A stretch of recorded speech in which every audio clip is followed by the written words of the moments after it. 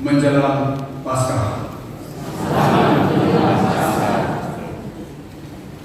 Pada malam ini kita semua berkumpul untuk berjaga-jaga menantikan kebangkitan Yesus. Gereja menyebutnya malam berjaga-jaga. Orang Jawa mengatakan malam Irakatan. Orang Batak mengatakan marangga, gitu kan? Marangga. Orang Roma mengatakan malam vigili atau vigilia. Bagi orang Yahudi, jam 6 petang itu sudah masuk ke hari berikutnya. Maka hari ini sudah termasuk hari Minggu bagi mereka. Maka diperkirakan Yesus bangkit sejak pukul jam 12 malam hingga pagi. Tetapi tak satu pun yang tahu kapan saatnya dia bangkit dari kubur itu. Yang jelas ialah ketika pagi-pagi buta, para perempuan tadi tidak lagi melihat Yesus ada di makam. Ia sudah bangkit. Yesus tak ada lagi di alam maut. Amin. Amin. Maka saya mengatakan sekali lagi, selamat Paskah. Selamat Paskah. Selamat Paskah. Selamat Paskah. Selamat Paskah. Malam ini disajikan kepada kita suatu bingkai sejarah keselamatan manusia oleh Allah. Kalau disebut bingkai juga tidak layak untuk menampung dan menunjukkan perjalanan sejarah keselamatan yang dilaksanakan oleh Allah sejak Adam dan Hawa berdosa. Tetapi apa yang sudah dilaksanakan oleh Allah itu, yakni sejak awal dunia diciptakan, kemudian kisah perjalanan bangsa Israel dengan aneka macam tingkah hidup mereka, dan nubuat-nubuat atau ramalan-ramalan tentang kedatangan Mesias, malam ini digenapi oleh Tuhan Yesus Kristus. Itulah yang kita kenal dan rayakan pada waktu pemberkatan api tadi di luar gereja ini, pada waktu perarakan ini Paskah, dan saat pada Paskah atau Eksultet dinyanyikan. Kita nyanyikan dengan syahdu dan semangat pada Paskah.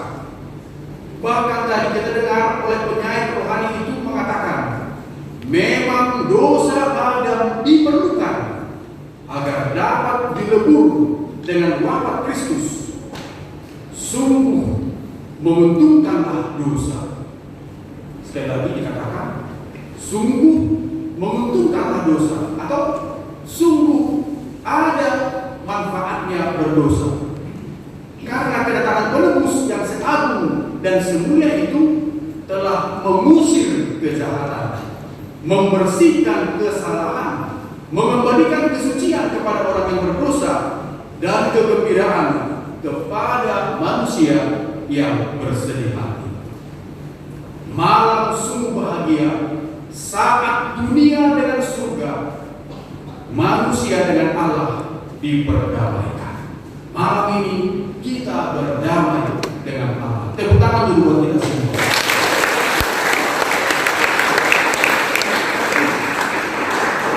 Dalam ini diceritakan suatu peristiwa yang hebat dan besar dialami oleh Maria Magdalena dan Maria yang lain. Para perempuan ini sangat berani karena tindakan mereka apabila diketahui oleh para musuh guru mereka akan sangat berbahaya bagi nyawa mereka. Tetapi cinta lebih kuat sehingga pergi mereka dengan berani ke makam itu. Lalu apa yang terjadi? Diawali dengan gempa bumi yang hebat, dan seorang malaikat Tuhan berpakaian putih bersih turun dari langit menggulingkan batu penutup lubang kubur itu. Begitu menakutkan kejadian itu sampai penjaga gentar dan membeku bagaikan mayat. Lewat malaikat itu, saudara-saudara, Allah mau menyatakan kuasanya yang hebat dengan memberitahukan berita besar bahwa Yesus yang disalibkan itu yang mereka cari itu tidak ada lagi di dalam kubur. Dia sudah bangkit dan dia sudah hidup kembali. Para perempuan itu bahkan diajak untuk melihat. Marilah dan lihatlah tempat Tuhan dibaringkan. Tuhan tak ada lagi di situ. Jadi berita kebangkitan itu bukan berita murahan, tetapi langsung diikuti dengan kesaksian yang valid. Lihatlah, malaikat yang mengajar perempuan itu, lihat dan saksikan. Malaikat mengatakan bahwa Yesus itu sudah bangkit. Kebangkitan Yesus itu sudah dia katakan saat dia bersama-sama dengan para muridnya. Saudara-saudari, coba kita dengarkan apa yang ditulis oleh Yohanes dalam pasal 10 ayat 17, 18. Dikatakan demikian. Bapa mengasihi aku. Jadi Allah itu mengasihi Yesus. Oleh karena aku memberikan nyawaku untuk menerimanya kembali. Memberikan nyawa berarti mati. Tidak seorang pun mengambilnya daripadaku, melainkan aku memberikannya menurut kehendakku sendiri. Jadi Yesus itu berkuasa atas dirinya, mau mati dan juga hidup lagi. Aku berkuasa memberikannya dan berkuasa mengambilnya kembali. Inilah tugas yang kuterima dari Bapa. Nah, saudara-saudari, teks ini mau mengatakan bahwa Yesus itu mempunyai Yesus itu adalah Allah itu sendiri yang menjelma menjadi manusia. Maka kematian Yesus berbeda dengan kematian makhluk manapun, dengan siapapun. Kematian Yesus bukan karena dosa atau karena ia melakukan dosa, layaknya kita manusia berdosa. Dan itu kita saksikan, dikatakan penjahat yang baik itu di saat itu, dan menegur teman yang jahat itu mengatakan dia disalibkan bukan karena dosa seperti kita. Jadi Yesus mati karena, ini penting, karena ketaatannya kepada Bapa di surga. Yesus mati untuk melawan ketidaktaatan manusia kepada Allah. Saat kita tidak taat kepada Allah, disitulah dosa menguasai diri kita. Kesetiaan itu sangat mahal dan berharga. Banyak orang menjadi korban karena ketidaksetiaan. Banyak pasangan suami istri, apakah itu masih muda, apakah dengan umur, bahkan juga menjelang tua, hancur berantakan karena satu sama lain tidak setia. Tapi Yesus setia. Saudara-saudari, kalau kita manusia pasti mati. Itu sudah jelas karena kita telah berdosa. Dan Rasul Paulus mengatakan upah dosa ialah maut, ialah kematian. Kematian terjadi pada manusia karena kelakukan tubuh kita karena dosa. Bagaimana usaha manusia membuat tubuh ini bertahan, tetap akan lapuk. Mungkin tetap akan kelihatan cantik seperti siapa yang kita film itu. Siapa tuh? Titik Puspa. Yang sudah dua itu penyanyi. Titik Puspa. Titik Puspa. Titik Puspa. Cantik kelihatannya, tapi lapuk sudah itu. Karena dosa itu. Dosa yang menggerogoti kodrat kita ini, menggerogoti tubuh kita ini. Akibatnya apa? Akibatnya roh itu tidak lagi mempunyai daya ilahi untuk tinggal, untuk mensuplai kehidupan dalam tubuh kita. Dan akhirnya roh itu atau jiwa itu akan meninggalkan kita, dan itu yang disebut mati. Tubuh itu makin tua, makin makin lama makin rusak, maka roh itu pun tak bisa bertahan lepas dari tubuh. Itulah manusia, tapi Yesus tidak. Kita lihat juga dalam surat Rasul Yohanes yang pertama, pasal 3 ayat 5 dikatakan, dan kamu tahu bahwa Ia, Yesus, yang telah menyatakan dirinya supaya Ia menghapus segala dosa, dan di dalam Dia tidak ada dosa. Jadi tak mungkin ada dosa yang menyebabkan Yesus mati. Tidak mungkin. Ia justru menghapus dosa, maka tak mungkin Dia mati. Nah, maka Rasul Paulus mengatakan Dia yang tidak mengenal dosa telah dibuatnya menjadi dosa. Apa artinya? Yesus itu harus masuk ke alam maut supaya Dia bertarung dengan maut itu dan mengalahkan sekat maut, dan akhirnya Dia mengalahkan maut itu. Maka surat kepada orang Ibrani dikatakan demikian, sebab imam besar yang kita punya, yakni Kristus, bukan imam besar yang tidak dapat turut merasakan kelemahan-kelemahan kita.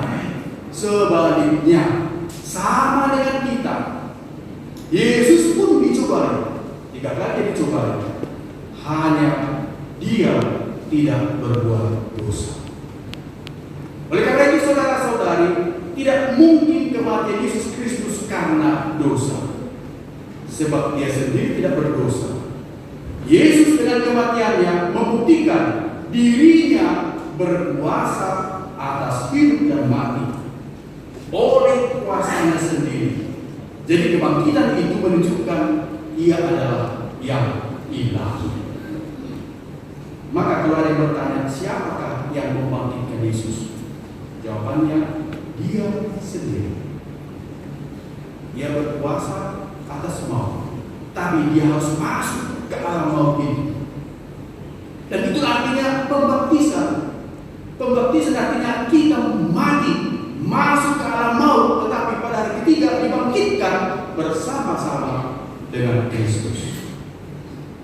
Maka adalah sangat baik setiap malam Paskah menurut tradisi gereja dilaksanakan pembaptisan. Karena pembaptisan itu mau masuk, menyatu dalam maut, dan kemudian lahir, kemudian bangkit dari kematian itu, mengalahkan maut itu. Jadi saudara-saudari, melalui penyaliban Yesus, melalui penguburannya, melalui kebangkitannya dari antara orang mati, Yesus telah mengalahkan dosa. Yesus telah mengalahkan iblis dan maut. Dan itulah intinya keselamatan. Kebangkitan itu memberi kita pemahaman bahwa Kristus adalah Allah yang sesungguhnya, yang menyelamatkan kita dengan cintanya, dengan kerahimannya. Maka saudara-saudari, apa yang harus kita renungkan pada malam ini? Pertama, saudara-saudari, kita harus memiliki iman. Itu dulu pertama-tama. Imanlah merupakan jalan menuju pengharapan dan cinta kasih. Kalau kita tidak memiliki iman, maka kita tidak memiliki pengharapan. Karena dalam hidup ini tidak ada yang pasti. Semua bisa berubah dan terbalik-balik. Tapi kalau kita punya iman, kita akan memiliki pengharapan dan kemudian memiliki cinta kasih. Seperti cinta yang dimiliki Maria Magdalena dan Maria yang lain. Maria Magdalena itu diselamatkan oleh Yesus dari gempuran batu-batu yang mematikan. Dan Maria berterima kasih kepada Yesus, mengurapikan Yesus dengan rambutnya, dengan minyak yang mahal. Itu karena apa? Karena cinta telah membakar hati Maria Magdalena, berani menerobos ketakutan menuju makam Yesus. Yang kedua, saudara-saudari, kita tidak perlu pergi ke Galilea di Timur Tengah. Kecuali yang mau berziarah, silakan, ada saya. Yang sudah pensiun, mau pensiun, sisihkan Sikat uangmu supaya kita berangkat ke Galilea. Galilea yang dimaksud ialah di sini dan sekarang ini, ketika kita berkumpul dan ada bersama-sama dengan orang lain. Itulah Galilea. Maka apa kata Yesus dalam Matius pasal 18? Sebab di mana 2 atau 3 orang berkumpul dalam namaku, di situ aku ada di tengah-tengah mereka. Tidak otomatis indah hidup bersama, karena masing-masing memiliki keunikan, masing-masing memiliki pribadi yang berbeda-beda. Tapi ketika kita mampu menerima perbedaan itu, itulah Galilea yang sesungguhnya. Amin. Yang ketiga, Allah kita berkuasa atas hidup dan mati kita. Allah memegang hidup kita, maka kepadanya kita harus bergantung dan menyerahkan seluruh hidup kita. Keilahiannya telah menyelamatkan dan menebus kita dari dosa-dosa kita. Yesus yang tak berdosa mau mati, bukan karena dia berdosa, tetapi untuk melawan dosa itu dan mematikan sengat maut itu. Akhirnya saya ucapkan selamat Paskah.